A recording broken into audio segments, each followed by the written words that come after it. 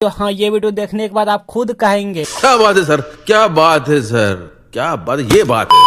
मैं इस साल बोर्ड परीक्षा में भूल कर भी ना करना भाई ये 6 गलतियां। जी हाँ, मैं हमेशा कहता हूं कि बोर्ड परीक्षा में भूल से भी ना करना भाई ये 6 गलतियां, नहीं तो आप फेल हो जाओगे या नहीं तो आप जेल हो जाओगे। जी हाँ, आप जेल हो जाओगे या तो फेल हो जाओगे अगर ये 6 गलतियां करेंगे तो, क्योंकि यहाँ पे हम ऐसा गलतियां आपको बताएंगे जो कि आपको कभी भी 400 प्लस नंबर नहीं लाने देंगे अगर आप ये गलतियां करेंगे तो इसीलिए आपको ये गलतियां नहीं करना है। बोर्ड पेपर देने से पहले आपको ये वीडियो देख लेना है, तभी आप ये 6 गलतियां नहीं करेंगे। और जब ये 6 गलतियां नहीं करेंगे तो आपका 400 प्लस नंबर पक्का आएंगे। ये मेरा 100% गारंटी है कि आपका 400 नंबर पक्का आएंगे, आपका 90 प्लस मार्क्स पक्का आएंगे ये वीडियो देखने के बाद। हाँ, ये वीडियो देखने के बाद आप खुद कहेंगे क्या बात है सर, क्या बात है सर, क्या बात, ये बात है। फर्स्ट गलतियां आपका है यहाँ पे, केवल आपको काले और नीले पेन का ही उपयोग करना है। मैं हमेशा कहता हूँ काले और नीले पेन आपको एग्जाम में ले जाना है। बच्चे कहते हैं sir black pen exam hall में अलाउ नहीं रहता है कॉपी में लिखने का, तो भाई अलाउ है। अगर आप सही तरीके से ब्लैक पेन का उपयोग करते हैं तो अलाउ है, नहीं तो नहीं है। आपको लिखना कैसे है बोर्ड कॉपी ये भी हम आपको लाइव प्रूफ के साथ सब कुछ यहाँ पे दिखाएंगे। सारा कंफ्यूजन आपका दूर करते जाएंगे। बोर्ड एग्जाम से पहले आपको बता दूं लाल पेन और हरा पेन कभी भी भूल से भी एग्जाम में नहीं लेके जाना है, ठीक है।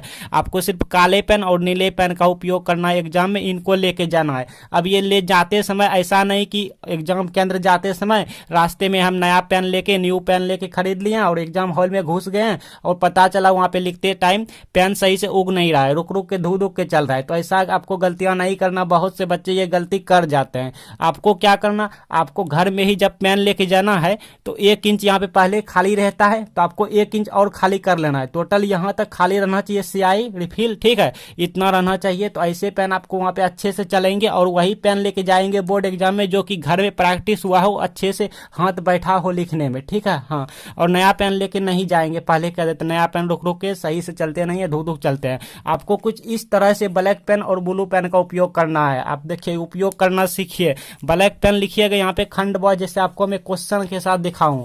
क्वेश्चन में देखिए खंड ब है तो लिखेंगे खंड ब। ब्लैक पेन का उपयोग करना है यहाँ पे बच्चे, ठीक है। देखिए यहाँ पे, और यहाँ पे अंडरलाइन करना है। ये सिलसिला स्केल से करना है, ठीक है। नहीं तो कभी कभी हाथ से कीजिएगा तो कभी कभी इसी पे चल जाता है पेन, तो कभी कभी टेढ़ा मेढ़ा हो जाता है। तो आपको सिर्फ यहाँ पे स्केल से करना है अंडरलाइन। फिर ब्लैक पेन से ही लिखना है लघु उत्तरीय प्रश्न, यहाँ पे अंडरलाइन करना होता है, ये ब्लैक पेन से करना होता है, ठीक है।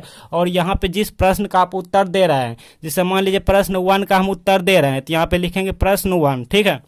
लाइक आप देख सकते हैं यहाँ पे प्रश्न 1 में है आवेश संरक्षण का सिद्धांत क्या है, तो हम यहाँ पे लिखेंगे प्रश्न 1 डॉट डॉट डॉट डॉट करके ये वाट लगा देंगे ब्लैक पेन से। और यहाँ पे 2 अंक स्तरीय प्रश्न, मतलब ये 2 नंबरिया क्वेश्चन है, आप एक बार देख सकते हो, ठीक है।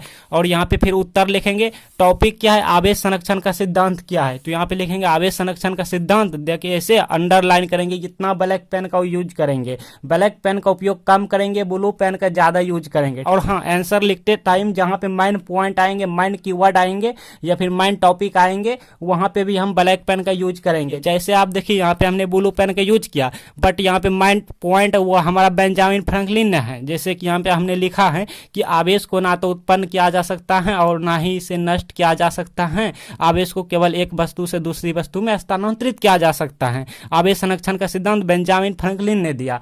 तो अब ये जो बेंजामिन है, ये जो बेंजामिन फ्रैंकलिन है, ये हमारा माइन पॉइंट होता है, किसी का नाम होता है। तो इसको हम ब्लैक पेन से लिखेंगे। एग्जामिनर को हम केंद्रित करेंगे, उसका फोकस करेंगे नजर कि इस पे ब्लैक पेन लिख के, ठीक है, ब्लैक पेन से लिख के उसका नजर हम फोकस करेंगे। ब्लैक पेन से लिख के उसका नजर यहाँ पे केंद्रित करेंगे, फोकस करेंगे कि देखिए यहाँ पे ब्लैक पेन से लिखा है, माइन पॉइंट, एग्जामिनर समझ जाएंगे, ठीक है। तो ब्लैक पेन हम इसीलिए यूज करते हैं ज्यादा करके। हाँ, माइन पॉइंट जब भी लिखते हैं उसका नजर केंद्र करने के लिए केंद्रित करते हैं, ठीक है, फोकस ताकि पड़े इस पर। और लास्ट में इस तरह से अंडरलाइन करना है ब्लैक पेन से। तो पता चला ब्लैक पेन और ब्लू पेन का उपयोग कैसे करेंगे, क्लियर।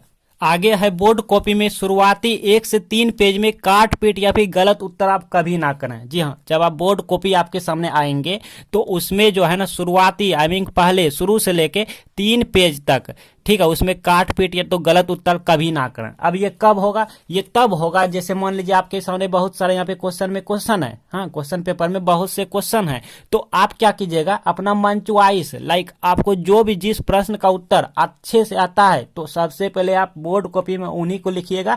ऐसे में क्या होगा, ऐसे में काट पीट नहीं होगा। क्यों नहीं होगा भाई? क्योंकि आप उस क्वेश्चन का उत्तर अच्छे से जानते हैं, तो ऐसे में आप काट पीट नहीं करेंगे और गलत उत्तर नहीं भरेंगे और एकदम सटीक सटीक देंगे और अच्छे हैंडराइटिंग में देंगे। बात करेंगे अगर आपका हैंडराइटिंग खराब है, अच्छा हैंडराइटिंग नहीं होता है, तो एग्जाम में अच्छा हैंडराइटिंग का क्या है इलाज भाई? इलाज क्या है? क्या है इलाज भाई? कैसे अच्छा हैंडराइटिंग होगा एग्जाम में?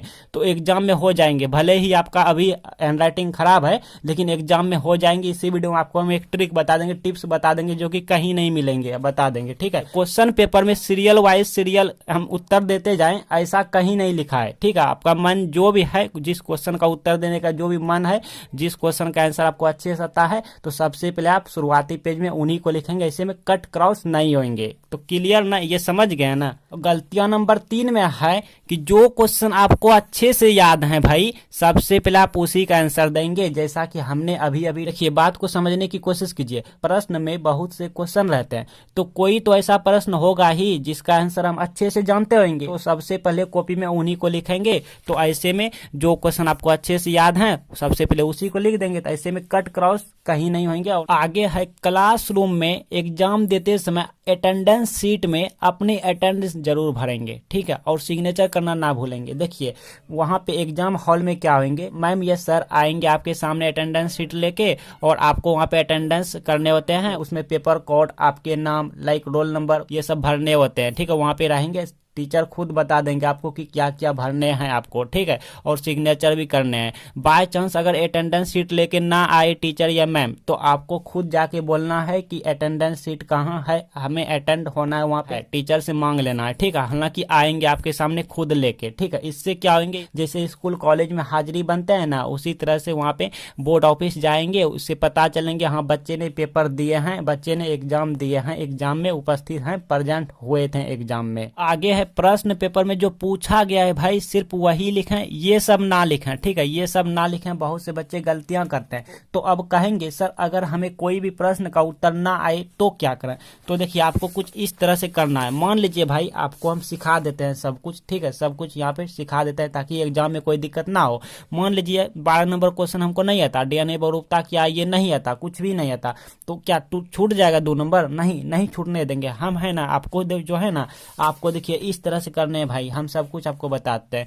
पहले यहाँ पे ब्लैक पेन से लिखना डीएनए बहुरूपता, ठीक है, टॉपिक, और यहाँ पे लिखेंगे डीएनए बहुरूपता से हम यह समझते हैं कि इसी तरह से, और यहाँ पे आप क्या लिखना है, तो इसे डीएनए बहुरूपता कहते हैं लास्ट में। लेकिन बीच में देखिए क्या लिखना है, बीच में अगर आपको कुछ भी नहीं आता, पहले तो अगर डीएनए बहुरूपता पूछा तो डीएनए से रिलेटेड अगर आपको कुछ भी याद है, जैसे डीएनए क्या है, डीएनए फिंगरप्रिंट, डीएनए का महत्व, डीएनए संरचना, लाइक कुछ भी डीएनए रिलेटेड अगर आपको याद है तो लिख देंगे। और कुछ भी याद नहीं है तो आपको क्या करना भाई, ऑब्जेक्टिव में आ जाना है। ऑब्जेक्टिव में खोजना अपने टॉपिक रिलेटेड, जैसे देखिए यहाँ पे डीएनए, हाँ, नाइट्रोजनीकरण, क्षार बंधन, तो यहाँ पे किस की जगह पे 4 में से कोई एक ऑप्शन यहाँ पे रख देंगे। टीचर उतना समझ नहीं पाएगा, क्योंकि मैं भी टीचर का हाल जानता हूँ, टीचर एग्जामिनर का हाल मैं भी जानता हूँ। हाँ देखिए यहाँ भी फिर इसको भी लिख देना है। 2-3 को सेंटेंस अगर आप लिख देते हैं तो आपका काम बन जाएगा, ठीक है, यहाँ पे बन जाएगा। और हाँ, जब भी आप दूसरे प्रश्न का उत्तर देंगे तो इतना खाली छोड़ना है, 3 लाइन गैप रखना। जैसे मान लीजिए प्रश्न 12 का उत्तर दिया, ये कंप्लीट हो गया, फिर प्रश्न 13 का देंगे तो ये 3 लाइन गैप रखना है, खाली छोड़ना है। और आगे है, पैसे या इमोशनल बातें से क्या नंबर मिलते हैं। देखिए एग्जामिनर सीसीटीवी कैमरे की निगरानी में कॉपी चेक करते हैं और एग्जामिनर के पास खुद से नंबर देने की पावर नहीं है, इसलिए एग्जामिनर खुद चाहता है कि बच्चे की कॉपी में कुछ ना कुछ लिखा रहे, लेकिन क्वेश्चन से रिलेटेड ही कुछ ना कुछ मिलता जुलता लिखा रहे, जिससे मुझे नंबर देने में बने, ना कि ये सब लिखा रहे, ये सब पे नंबर नहीं मिलता है, ठीक है। तो इसलिए मैं कहता हूँ भाई कि इमोशनल बातें लिखने से अच्छा है कि आप किसी दूसरे क्वेश्चन का उत्तर देके नंबर ले लीजिए, ठीक है। हाँ, एग्जाम के टाइम अगर आपको 12 क्वेश्चन चाहिए, क्वेश्चन आउट पेपर चाहिए, तो यहाँ पे इस चैनल को सब्सक्राइब कर लीजिएगा, यहाँ पे आपको मिल जाएंगे। और अगर आपको बोर्ड एग्जाम में सही तरीके से कॉपी लिखने नहीं आते हैं तो यहाँ पे प्लेलिस्ट आ रहे हैं, इस प्लेलिस्ट में आप जाके सब कुछ सीख लीजिए। कि अगर आपको इंग्लिश में कुछ नहीं आता, मैथ में कुछ नहीं आता, फिजिक्स में कुछ नहीं आता, सब कुछ यहाँ पे मिल जाएंगे, आपके सोल्यूशन सब कुछ इसी प्लेलिस्ट में मिल जाएंगे।